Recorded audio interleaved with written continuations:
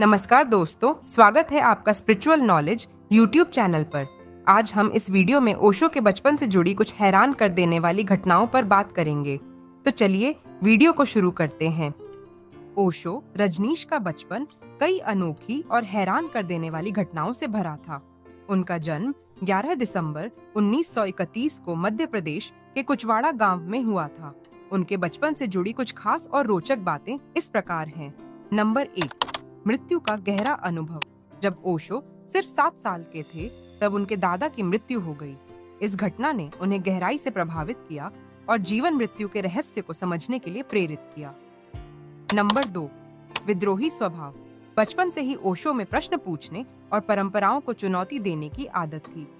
वे अक्सर गुरुओं, शिक्षकों और धर्मगुरुओं से गहरे सवाल पूछा करते थे। नंबर 3, अनोखी जिज्ञासा और किताबों का प्रेम। ओशो ने छोटी उम्र से ही दर्शन, धर्म और मनोविज्ञान की किताबें पढ़नी शुरू कर दी। उनकी पढ़ने की भूख इतनी थी कि वे घंटों लाइब्रेरी में समय बिताते थे। नंबर 4, खतरनाक खेल और निडरता। बचपन में ओशो ने कई साहसी और खतरनाक खेल खेले। एक बार उन्होंने अपने दोस्तों के साथ नदी में डूबने का अनुभव किया, जिससे उन्हें मृत्यु का एहसास हुआ। नंबर 5, गुरु नहीं, खोजी थे। ओशो हमेशा कहते थे कि उन्होंने कभी किसी गुरु को नहीं माना। उनका कहना था कि वे अपनी खोज के स्वयं पथिक थे और अनुभव से ही उन्होंने जीवन के रहस्यों को समझा। नंबर 6, बचपन में स्वतंत्रता और अनुशासन का विरोध। ओशो के माता पिता ने उन्हें बचपन में ही उनके नाना नानी के पास भेज दिया था। वहां उन्होंने पूरी स्वतंत्रता में जीवन जिया। वे किसी भी नियम या अनुशासन को नहीं मानते थे। उनका मानना था कि बच्चा तभी सही तरीके से विकसित होता है जब उसे पूरी आजादी मिलती है। नंबर 7, शिक्षकों से तीखी बहस। स्कूल के दिनों में ओशो अक्सर अपने शिक्षकों से बहस किया करते थे। उनके पास तर्क और दर्शन की गहरी समझ थी, जिससे कई बार शिक्षक भी चौंक जाते थे। एक बार उन्होंने अपने शिक्षक से कहा था कि बिना अनुभव के केवल किताबों से ज्ञान अधूरा होता है।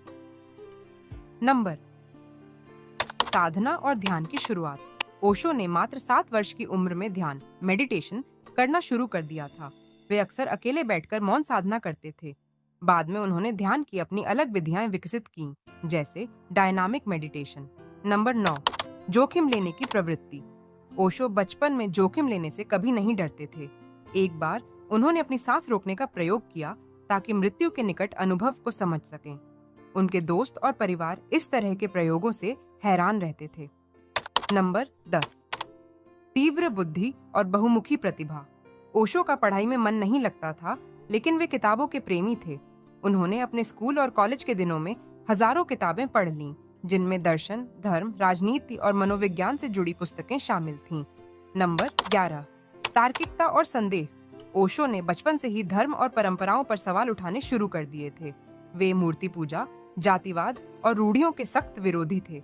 उनका कहना था कि किसी भी चीज को आंख बंद करके नहीं, बल्कि तर्क और अनुभव के आधार पर स्वीकार करना चाहिए। नंबर 12, कहानी सुनाने की कला। ओशो बचपन से ही कहानियां सुनाने में माहिर थे। उनके दोस्त और परिवार के लोग उनकी रोचक कहानियों को सुनने के लिए इकट्ठा होते थे। बाद में यही कला उनके प्रवचनों की विशेषता बन गई। तो दोस्तों, कमेंट करके जरूर बताएं कि आपको वीडियो कैसी लगी और हमारे चैनल को सब्सक्राइब अवश्य करें। धन्यवाद।